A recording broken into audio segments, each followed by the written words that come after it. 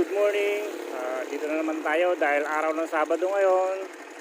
So, mamamasyal ulit tayo. May pupuntahan kami isang lugar. Napakaganda raw. Kaya titingnan natin kung pwede tayo maligo. Pero bago yan, nagdala muna kami ng aming ipamimigay. Kaya pamimigay namin sa madadaanan namin na karapat dapat na bigyan. So ito guys, okay. Samahan nyo kami sa aming pag-ride. Maraming salamat.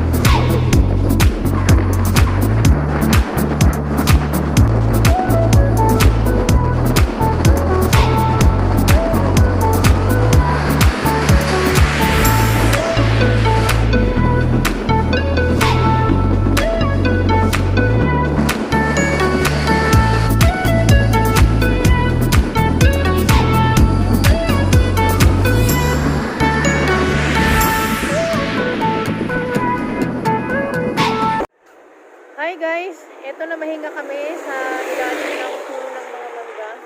Sabog-sabog na yung buhok ko. Ilang oras na tayo nagbiyahe? Hindi mo alam. Alas 9 umpisa. Anong oras na ngayon? Alas 12? Grabe. Punong-puno na siguro ng alikabok yung mukha ko. Oh no! Ang ganda ng paligid guys, tignan ninyo.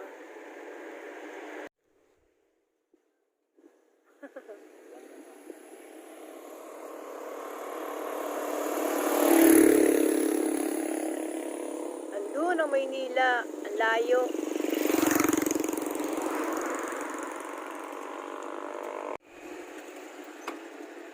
Welcome to Matabungkay Beach Hotel.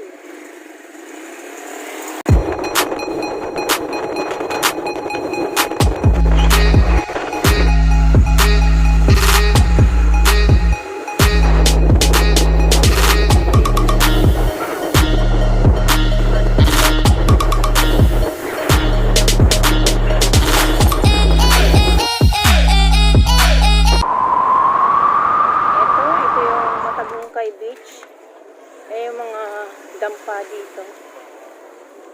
O yan ma, pinakita ko sa'yo.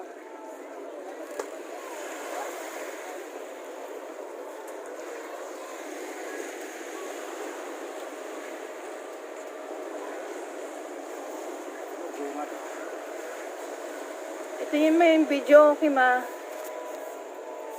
Tapos ito yung rest house natin. Mas malaki siya kaysa sa kabila na napupuntahan natin.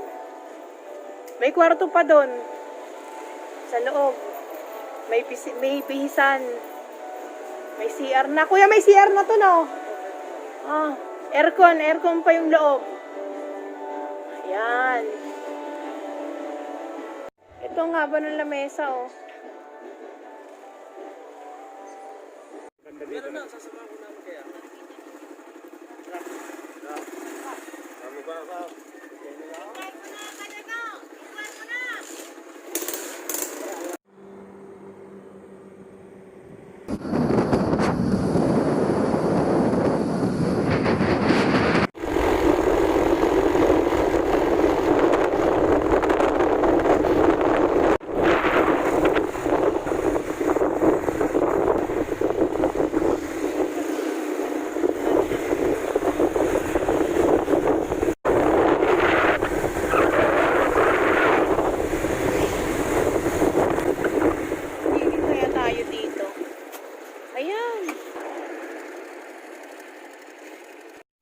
my God!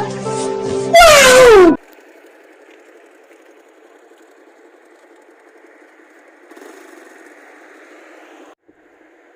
Hello guys, andito kami ngayon sa may Tagaytay na naman. Binuview lang namin yung Vulcan Taal. Ang ganda kasi tingnan dito. Ikita niyo. Ako, i-view mo.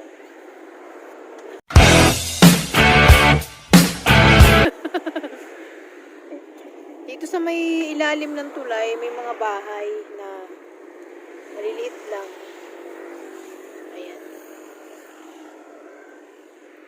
May mga alaga silang pato. May aso. Ayan. Kung tutusin, ang ganda ng lugar talaga nila eh. Pababa.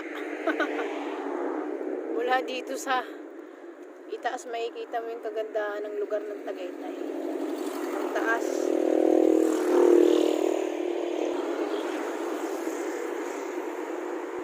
Apakaalam ng mga tao, yung vulkan, yung patulis. Kasi dati yun daw ang pumutok. Yung pala, yung pumutok ngayon, yung vulkan talaga nga na pumutok nung nakaraan, yun o, yung patag. Yun ang pumutok naman.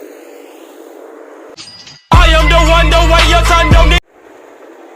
Ganda. Kamusta naman natin? Okay naman ang kita. Ay, medyo mahina po ngayon eh. Talaga. Espasol. Sarap niyan. Ayun na kayo, bigla pa na kayo Christmas. Lilimahin ko naman hapon na. Hindi ko kami makabenta ng ice cream.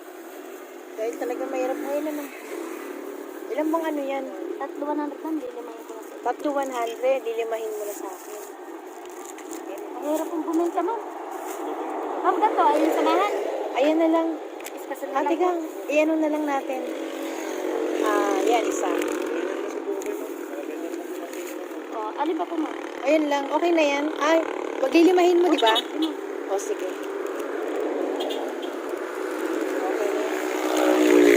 Ding, anong pangalan mo? Rowian po. Anong pangalan mo? Rowian. Robian. Alam mo, sa totoo lang, be, galing kami ng Batangas. Bali, ikaw na lang napili kong bigyan.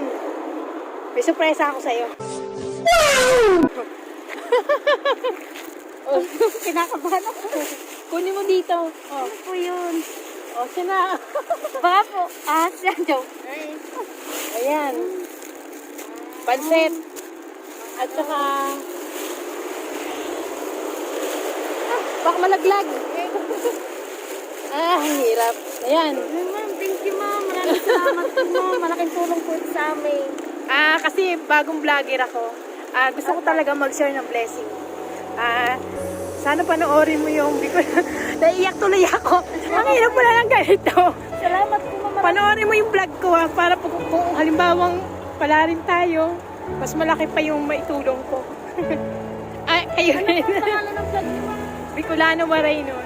Bicolano Bicolano Waraynon. Ma'am, taga Bicol po ang aking tatay ma'am. Ganun. Ang hirap pala ng ganito. Ma'am, maraming salamat po. sige. Napakalaking tulong po nito sa amin. Sige na, ikaw na rin ang bibigyan ko, ate. Yan. Hati na kayo.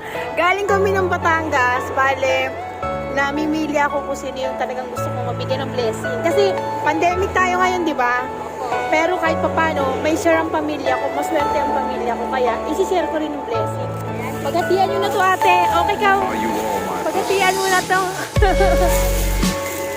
Kahit papano, Happy New Year po. Salamat. Ate, sana supportahan niyo po yung aking channel. Bicolano Waraynon po. Salamat po. Natapos din.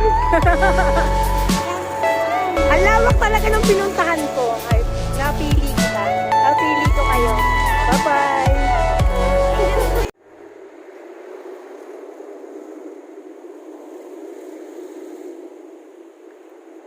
Ang ganda-ganda dito. Oh. Ganda ng tanawin. Ang ganda sa pakiramdam. Diba guys? Ito yung espasol. Kapatid kasama ang kanyang Kain tayo. ng kanilang mga kasama sa isla. ibang bagay upang Ayan, makatulong sa espasol kanila. yan. Isa sa mga gamit Sarap na ito yan. ay ang bike. Ngunit dalawa lamang ang pinagdag pa rin ng bike sa swampy area. Hindi na niya ito binalikan pang muli. Subalit pagbalik nila noong Sarap. 1995, natagpuan nila na ang bike niya noon Sarap. ay nakasabit na sa isang Sarap yung pakaramdam ko. Mas Tapos kulang ang sarap palang nakapaloob na espasol. ito rito. Kung ito ay iyong makikita, tila kinain niya ito ng puno at Maliit lang yung laman niya, pero ang sarap. naisip niya na ang bike Pero nito pala ay ito? hindi niya pagmamayari. Number 7, abandoned railway. Malbalatan Ang mo nga. railway dito ay daanan upang matunghayan ang mga magagandang kagubatan sa buwan. Ang Dito na mahinga muna kami. ay dumadaan sa Taipei Shan Mountain. Malayo pa yung lalakbayin namin. Ito ay mga nakakatakot na kagubatan sapagkat ilan rito ay napapalibutan ng mga spiderwebs. Yan. Nakadagdag takot rin ang abandoned railway na napapalibutan ng buwan. Diba? Ang parehong side O, diba? Ang sarap ng feeling makatulong sa kapwa. Tapos masaya kasama ko pa yung kasawa ko. It's the motherfucking Eagle Double G. Kasama ko sa hirap at ginhawa. Number 6, abandoned hill. Ano kaya ang reaksyon ng mga kaibigan ko? Sobrang matatawa siguro sa akin. Ang purpose nito ay gawa sa pag-uusan. Pinatayang 13th century pa itinayo. Itinatay Shout ng lahat ng Ah, teka nga pala, nakalimutan ko guys. kailangan ng tao sa lugar. Shout out nga pala kay Raylen Sampiano. Hello, Be. Eto, kain tayo. Sa mga suki ni Madir. Si Ate Marie, si Ate Marlene. Hello, kumusta kayo dyan? Sana po, magkaroon din po tayo ng sponsor para lalo pong makatulong sa kapwa natin. Maraming salamat po. Sana po, suportahan niyo po yung aking channel, Bicolano Waraynon. Please, like naman po dyan, share, and subscribe. Ay, salamat. Natapos din po yung mission natin sa araw na ito. Meron po tayong naitulong. Napakasarap sa pakiramdam. Alam niyo po, yung pagiging tindera. Talagang ramdam na ramdam ko kung gaano kahirap. Kasi ang pamilya ko talagang mga tindera. Kaya, isa sila sa mga napili ko na mabigyan ko sa araw. I got this fresh eye. Never seen it before like this. I got you beautiful. It's like the first time when we opened the door for we got used to usual. It might seem superficial, stereotypical man. You dress up just a little and I'm like, oh damn. So suddenly I'm in love with a stranger. I can't believe that she's mine. Now all I see is you with fresh eyes, fresh eyes. Canvas lang muna tayo, guys. Ganda, di ba? Bagong pasyalan.